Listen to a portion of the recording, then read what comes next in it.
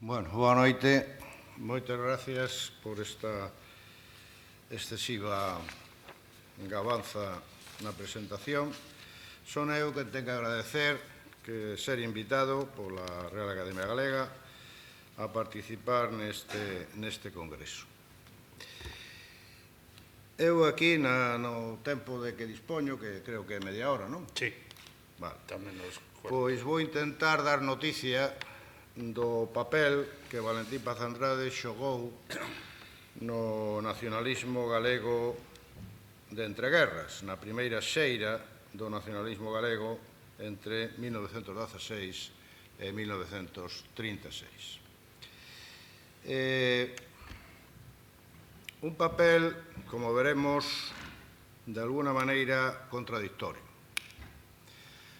porque Valentín pasou de ser un dos motores, un dos grandes motores do nacemento e da consolidación do nacionalismo, e máis concretamente do nacionalismo democrático, a, nos últimos anos desa etapa, ter un certo afastamento desa obra que el contribuíra tanto, afastamento que se fixo xa notorio e público e casi dramático no momento final de febreiro de 1936. Pero volvamos ao principio. Paz Andrade, do punto de vista xeracional, está entre os seniors fundadores das Irmandades, entre os Antón Villarponte, Vicente Risco, Antón Losada Diéguez, todos estes, e os máis novos que aparecerán nos anos 30, como Paco del Riego, como Ricardo Carballo Calero, Illa Couto e outros. Hai entre el e outros da súa mesma idade, como Víctor Casas, Xaime Quintanilla ou Alexandre Bóveda, entre estes e os seniors hai entre 10 e 15 anos de diferencia. Sin embargo, a pesar desa diferencia de idade, Valentín está dende o principio. Non sabemos exactamente en que momento entra na Irmandade da Fala de Santiago, pero o que sí sabemos é que o seu comezo de estudios de Dereito en Compostela coincide co comenzo do propio nacionalismo, en ese 1916. Probablemente entrou nas Irmandades pola influencia dun xove profesor axudante da facultade, que era Luís Porteiro, e de un recén licenciado, que era Luís Peñanovo. Estas dúas figuras probablemente foron as que lle influíron máis, porque, dende logo, de Pontevedra non trouxo o nacionalismo posto, só o di el mesmo.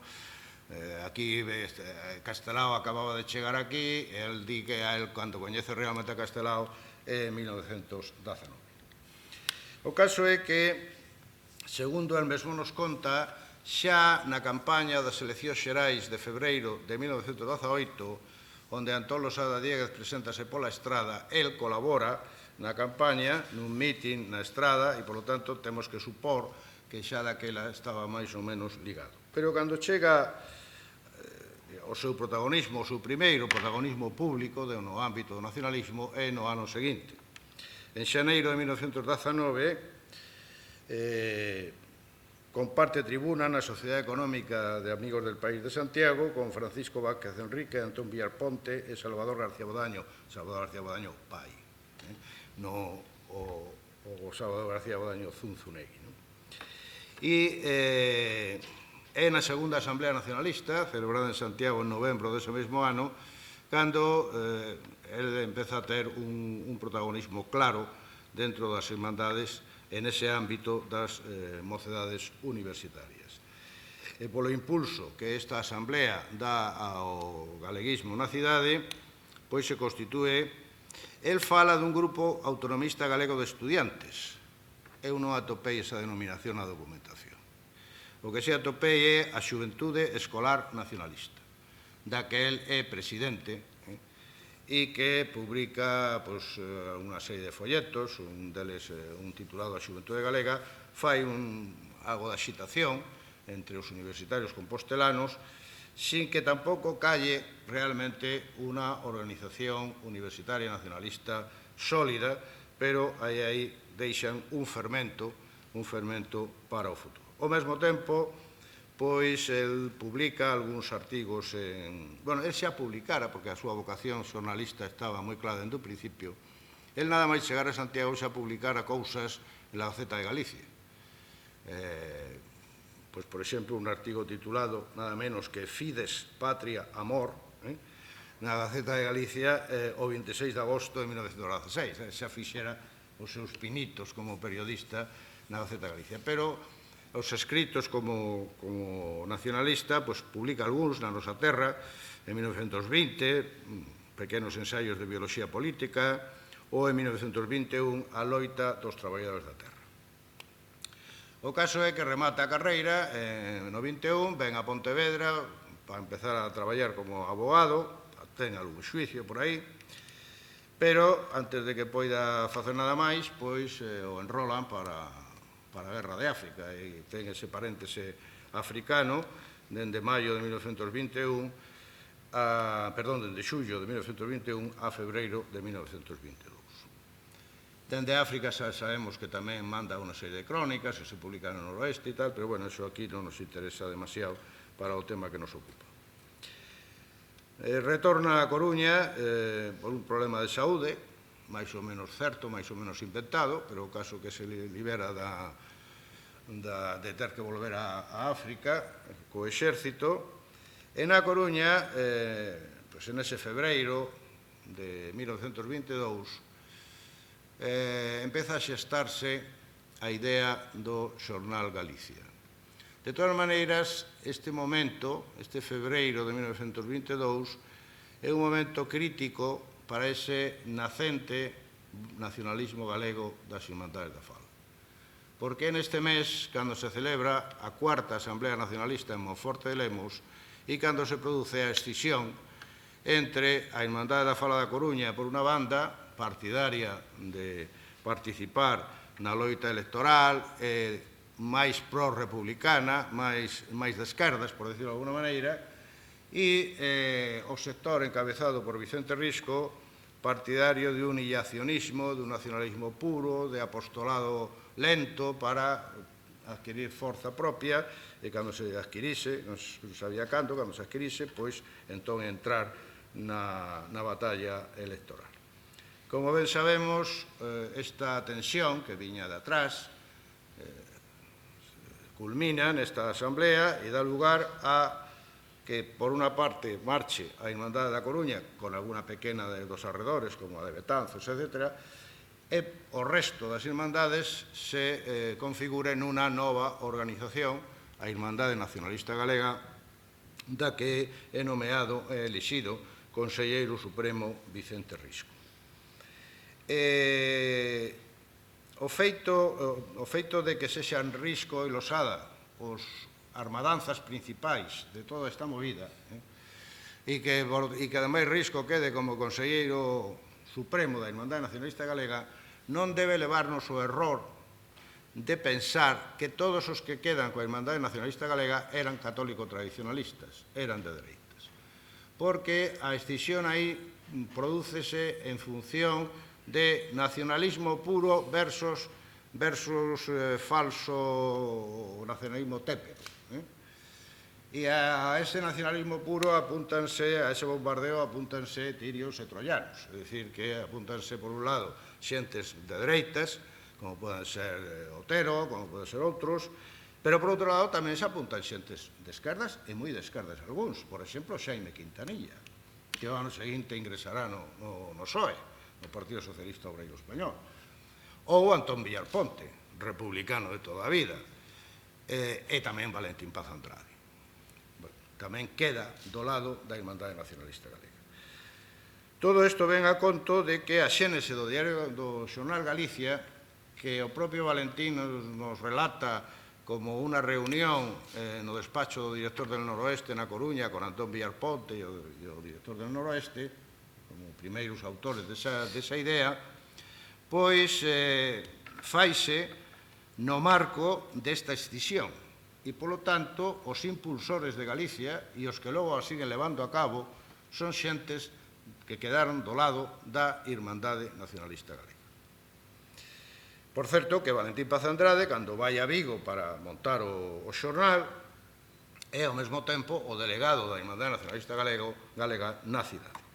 Como tamén ben sabemos, en principio, o seu papel era o de redactor xefe, o director que pasaba por ali, o Felipe Lavandera pois, canto escribe o editorial para o primeiro número, e a Valentín non lle gusta ese editorial porque lle parece moi alonxado da problemática de Galicia, pois dimite e pasa a Valentín a ser o director do xornal xa dende o principio até o final. Supoño que neste congreso se falaría do xornal Galicia, por xente que sabe moito máis desto que a min, e, polo tanto, non simplemente vou mencionar a gran importancia que tivo, non só na historia da prensa galega, non só como xornal de novo tipo e con moi innovador en moitas cousas, sino tamén na historia do nacionalismo, porque por primeira vez o nacionalismo galego dispuñía dun xornal, é dicir, dunha publicación diaria de amplia difusión, moderna, de alta calidade, con unha nómina de colaboradores enormes, e, polo tanto, esa era un arma para a consolidación e a difusión do nacionalismo moi importante. E o principal fautor dese logro foi, indiscutiblemente, Valentín Paz Andrade. Secundado por outros como Manuel Lustre Rivas, que foi o redactor xefe nun principio, até que marchou a Argentina, e que logo foi sustituído por Roberto Blanco Torres, que daquela era nacionalista, cousa que os seus familiares, cando escriben a biografía de Roberto Blanco Torres, ou minimizan ou silencian curiosamente. Roberto Blanco Torres, nos anos 30, sí, marchou cos republicanos, pero Roberto Blanco Torres, nos anos 20, é un membro moi distinguido do nacionalismo galego. Bien,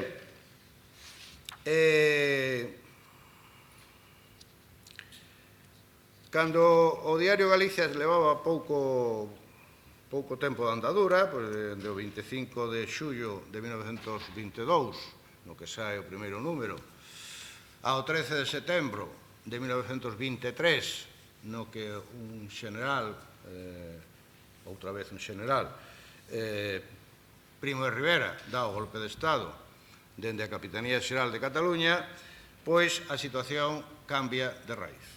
Moitos, incluso moitos demócratas, incluso algunhas xentes da esquerda social, infectados por aquela idea de Joaquín Costa do ciruxano de ferro, necesario para arranxar o país, pois saudaron a golpe de Estado con Primo de Rivera como ese ciruxano de ferro. E como que aí ia empezar pois a rexeneración de España, e non só de España, sino de Cataluña, de Galicia e de tutti quanti. Paz Andrade non caeu nesa trampa.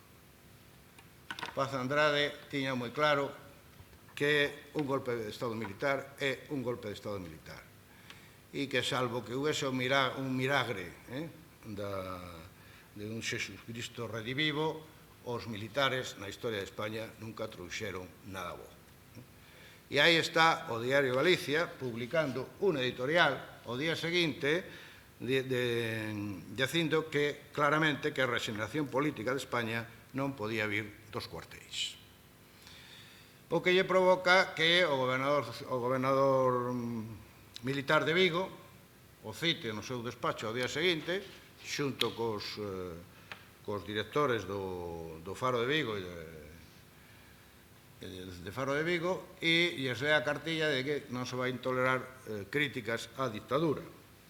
Galicia non obedeceu esa orden totalmente. E por non obedecela, por ter unha actitude independente, por ter unha actitude crítica, pois, como ben sabemos, empezaron a caerlle multas. Bueno, ao propio Paz Andrade caiu unha multa que se negou a pagar e tivo que estar 15 días na cadea, o que despertou unha vaga de solidaridade por as asociacións de periodistas de toda España e por moita máis xente. E multa tras multa, suspensión, que a primeira suspensión foi salvada in extremis por as boas xestións dun amiguete en Madrid, estas cousas se facían así tamén entón, e siguen a facerse, e entón, pois, a primeira suspensión, bueno, a salvaron, a segunda xa non tanto, total, que de multa en multa, de suspensión en suspensión, e tal, o xornal empezou a ter problemas moi graves até que acabou desaparecendo en 1926. Ábrese unha paréntese de forzada inactividade pública para Paz Andrade, como para tantos outros, e, bueno, cae a dictadura de 1929 e empeza o que se deu en chamar a dicta blanda de Berenguer, de Dámaso Berenguer, no que pois había unha certa tolerancia maior coas publicacións da oposición, coa actividade política da oposición, etc. En ese ambiente menos opresivo para a actividade política e para a prensa, pois, como ben sabemos, hai un rexurdir de todos os movementos políticos, entre eles o propio nacionalismo galego. Pero nese rexurdir hai un feito que ten importancia para o nacionalismo e que xa empezou a xestarse en setembro de 1929, un poquinho antes da caída do dictador. E é a converxencia na Coruña, na cidade da Coruña, a converxencia entre o grupo republicano de Santiago Casares Quiroga, procedente do republicanismo federal do 19, pero que xa ese federalismo tiña moi esquecido, como moito era autonomista, non se sabía moi ben que era eso autonomista, pero era autonomista, e a Irmandade da Fala da Coruña en pleno, en masa. E a Irmandade da Fala da Coruña era a metade de todos os nacionalistas que había en Galicia.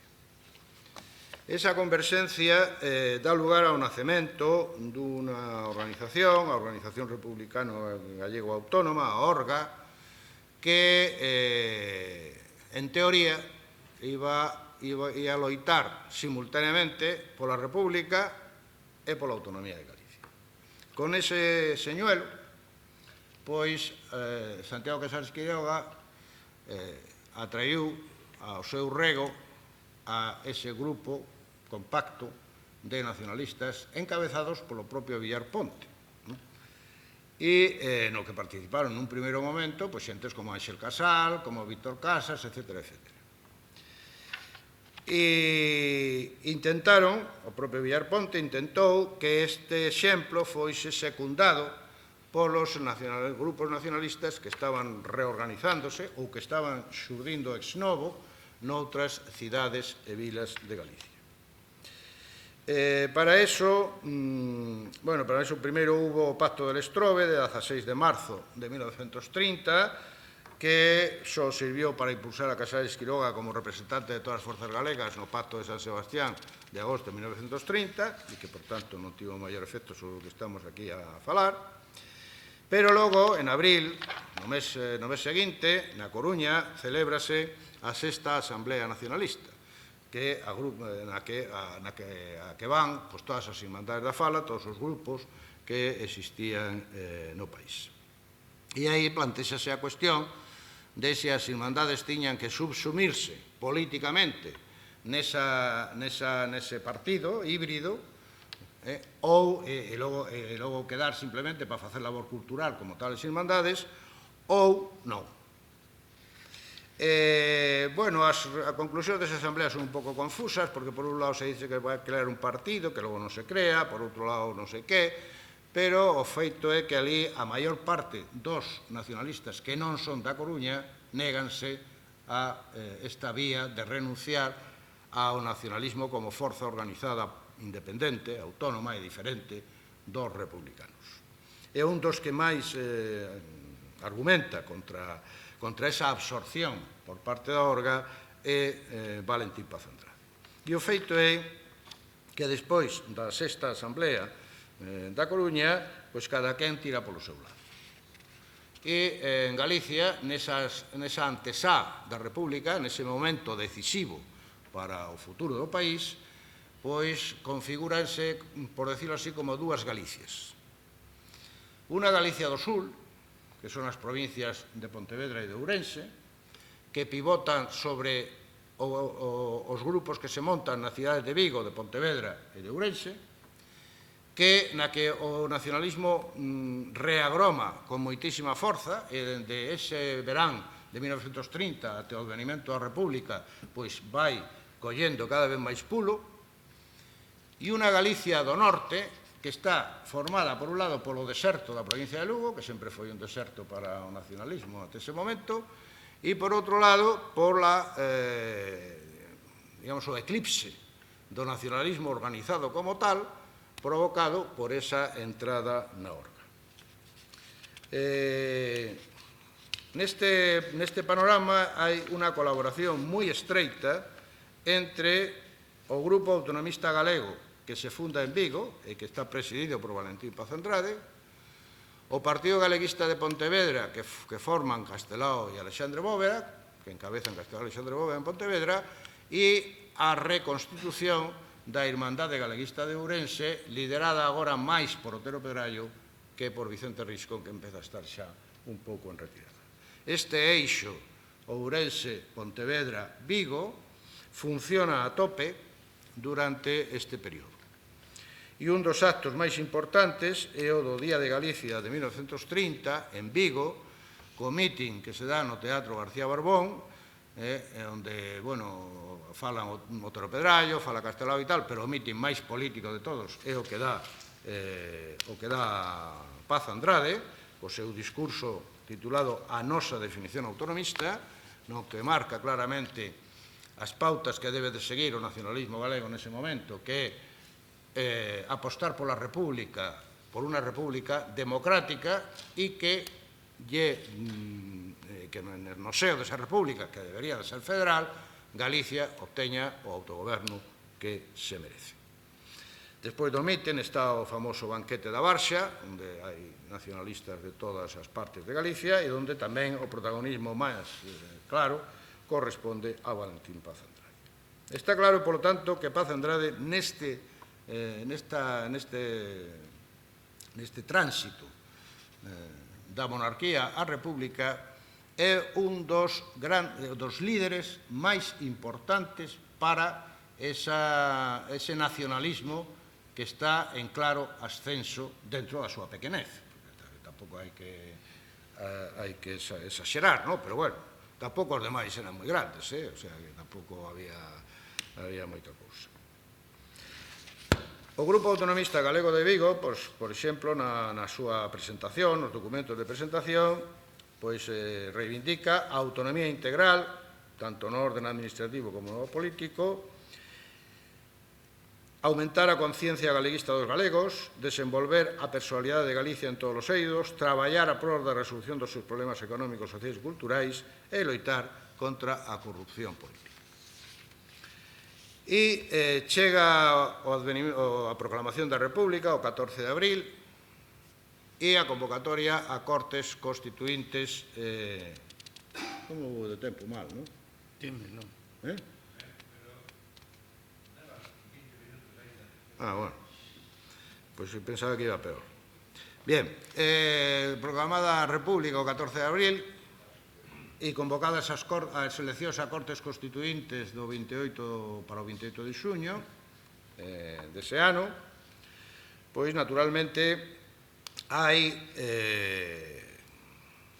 un obxectivo inmediato, prioritario, que é conseguir un lugar ao sol do novo sistema. Eso para todas as forzas políticas.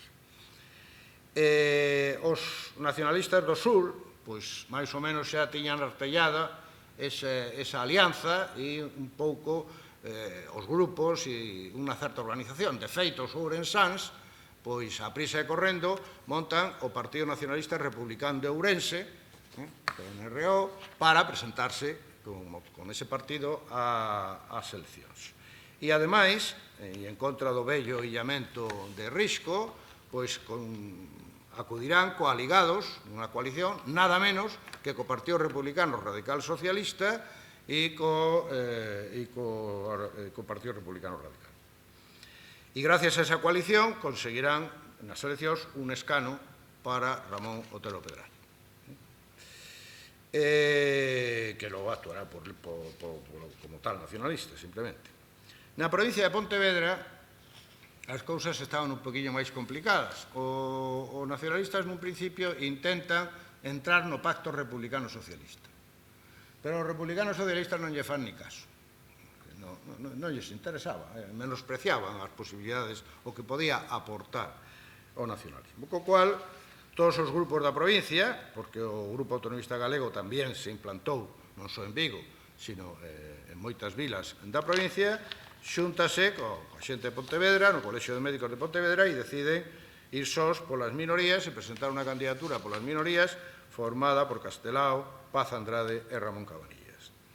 Como ben sabemos, nas eleccións, a provincia de Pontevedra ten a rara honra para os historiadores de ser a única provincia no que non se conserva documentación electoral. Nin aquí, nin no Congreso dos Diputados de Madrid. E ten a rara honra de que era a única provincia onde a prensa non daba os resultados. Daba cousas aproximadas. Pois fulanito, pois 20.000 votos, así, redondos, Menganito, 30.000, o sea, mentres que nos demais sitios, que tamén había fraudes, pois aparecían os resultados, non? Bueno, isto é un indicio máis de que aquí o señor Emiliano Iglesias, ao servicio do Partido Republicano Radical, reciclara para ese partido a boa parte do entramado caciquil da provincia, de longa sona e tradición. Recordemos aquel dito de don Antonio Maura en 1909, España tiene 49 provincias y la del Marqués de Riestra. É dicir, que eso ya... Ben, pois, Castelao sae con 19.550 votos. Bueno, o que máis quitou foi Emiliano Iglesias, claro está, con 53.738. Castelao sae o último, con 19.000 e pico, e Paz Andrade, con 18.600, queda fora, como Ramón Cabanillas, con 18.000. E queda fora con malas artes. Queda fora con malas artes porque está claro que houbo irregularidades, e incluso asaltos máis dignos do Far West, porque o carteiro que traía pola Rúa da Oliva as actas electorais dos colexios de Carbia e de non sei que, onde, por certo, Paz Andrade pensaba conseguir bons resultados, porque tiña moitos familiares por ali, pois o asaltaron uns descoñecidos, que cousa, e desapareceron esas sacas e esas actas, o sea que houbo, polo tanto, un pucheirazo tremendo que privou a Paz Andrade de ser diputado e que, de alguna maneira, entorpeceu moito esa prometedora carreira política que se abría ante él. E eu creo que aquí está o punto de inflexión. Inda que de momento non se manifeste, logo sí se manifestará, aquí está o punto de inflexión no que Paz Andrade deixa de dedicarlle o mellor do seu tempo e o mellor dos seus esforzos á política e empeza a dedicarlle á súa profesión de abogado. De abogado, de letrado, etc. Non se nota de momento, pero xa veremos como toda unha serie de indicios empezarán a corroborar isto. Desde logo, el mesmo di que, despois das eleccións, o que empezou a ter máis importancia para él é a súa actividade profesional. Eso, insisto, de momento non se manifesta porque él, ao frente do Grupo Autonomista Galego de Vigo, con moita lealdade, digamos, impulsa e forma parte da Asamblea Constituinte do Partido Galeguista, que foi ao mesmo tempo a séptima e última do Partido Galeguista, celebrada, como é ben sabido, aquí en Pontevedra en decembro, os primeiros días de decembro de 1931. Participa nesa asamblea, di que el é o que propón o nome do partido, porque non fose nacionalista que fose galeguista, e, como correspondía a súa estatus moi alto dentro do nacionalismo, é elixido membro do Consello Executivo, é dicir, membro da directiva do Partido Galeguista. Algo que, por certo, el esquece nas súas conversas con Tucho Calvo, que el fora dirixente do Partido Galeguista. da primeira dirección do Partido Galeguista. E a mí me parece que ese esquecemento é significativo tamén en si mesmo. El, como digo, é membro da directiva, pero non do secretariado. É dicir, que forma parte do Consello Executivo, pero o secretario político, o secretario de coordinación e tal, estos aí non están no secretariado, probablemente porque tiña moito traballo, non podía dedicar demasiado tempo xa ao partido. Publica de cando en vez un artigo na Nosa Terra, pero vai desaparecendo da primeira liña. Desa primeira liña na que estivo tan claramente até a fundación do Partido Galeguista. De feito, na segunda Asamblea do Partido Galeguista, celebrada en decembro de 1932, xa non é elixido membro do Consello Executivo. E se non é elixido membro do Consello Executivo é porque el non se presentou, porque senón seguro que era elixido. Aínda en 1933, cando se elixen as candidaturas para as eleccións de novembro,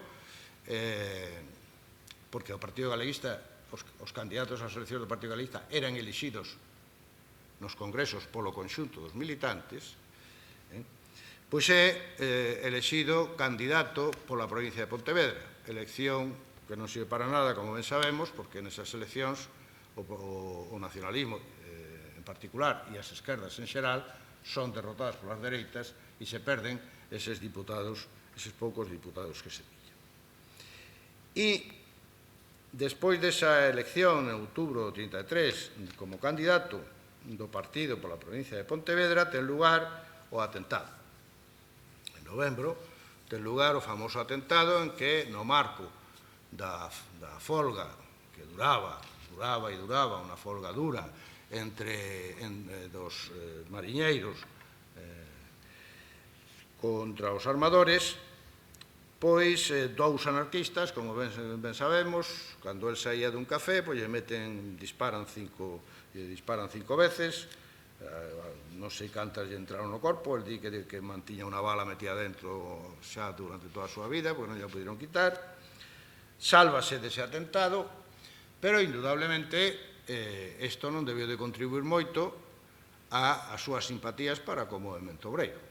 Isto parece que era claro. El di que non, e é certo, que el non tiña nada que ver coas negociacións entre a patronal, entre os armadores e os mariñeiros, que simplemente era un asesor xurídico e que non participaba nas negociacións, pero o que sí é certo é que para os obreiros el era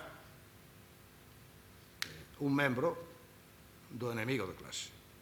Algo que xa se puxera de manifesto, por certo, o 4 de xuño de 1931, na primeira Asamblea Preparatoria do Estatuto, que se celebra na Coruña, promovida pola Orga, polo sector nacionalista da Orga.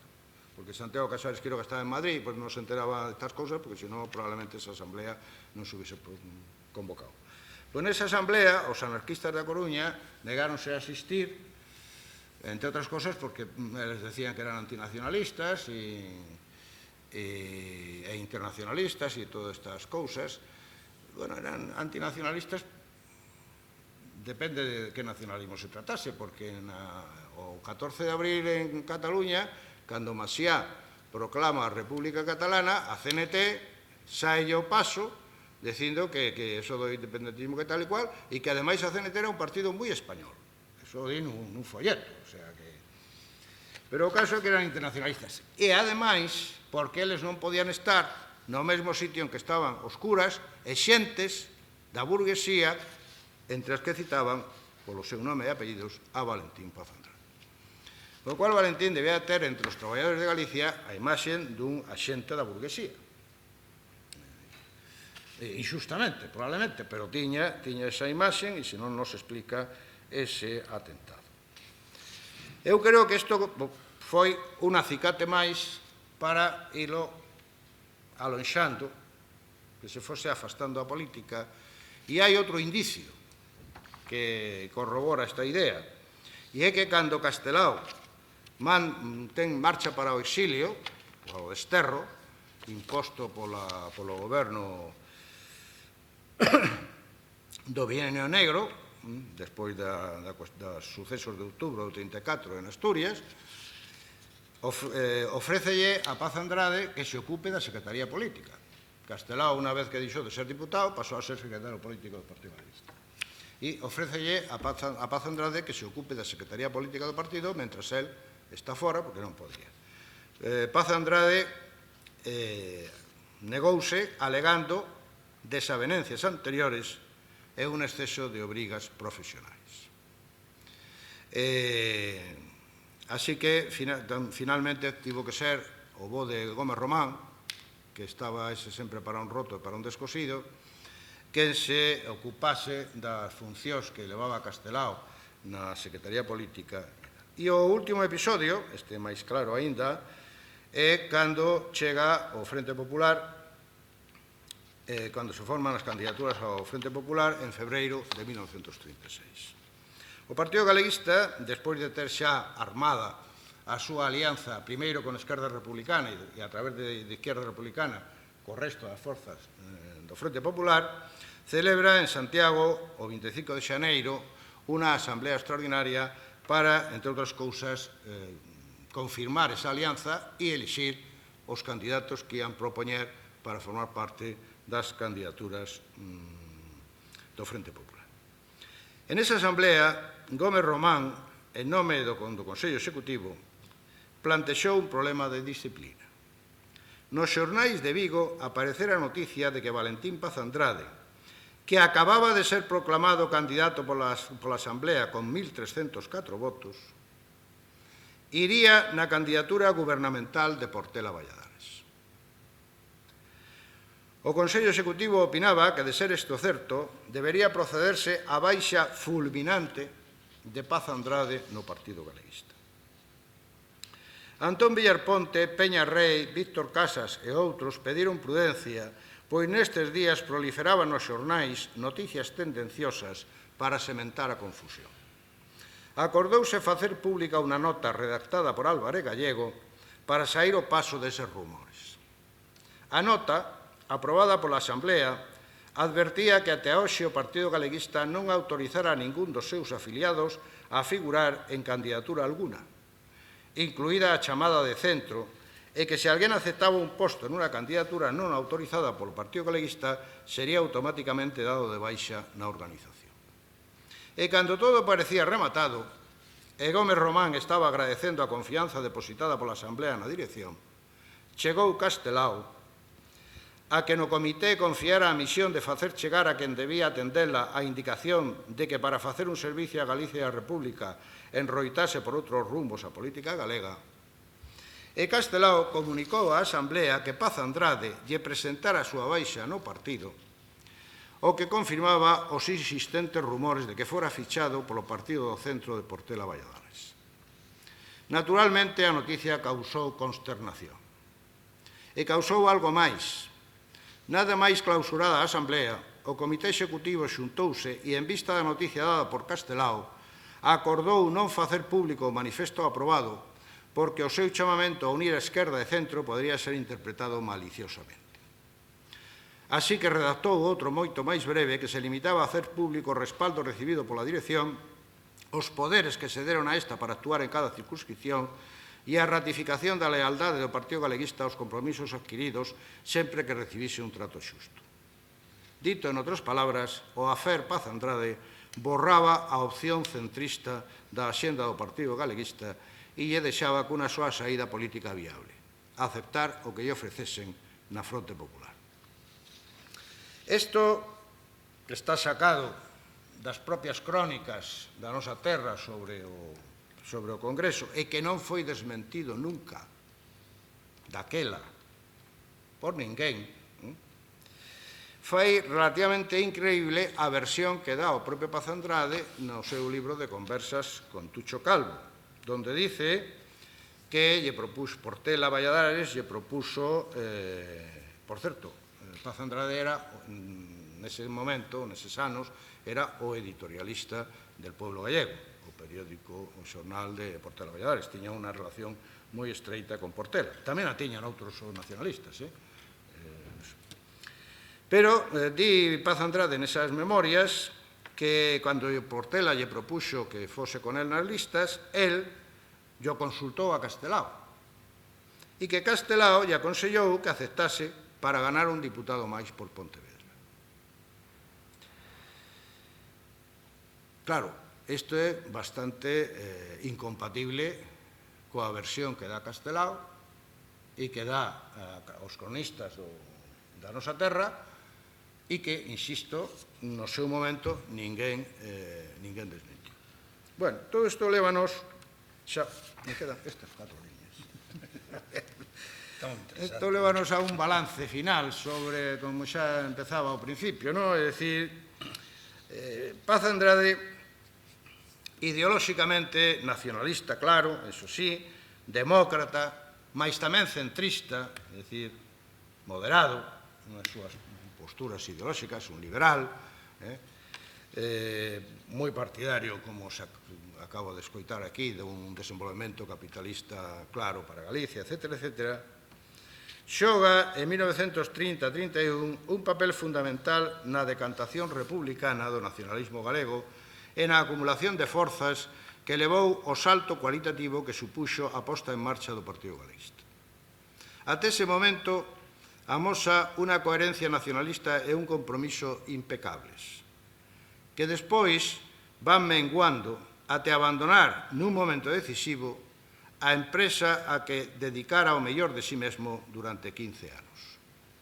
Nunca poderemos saber con certeza os motivos desta deriva que el cubriu sempre cun espeso silencio. Gracias.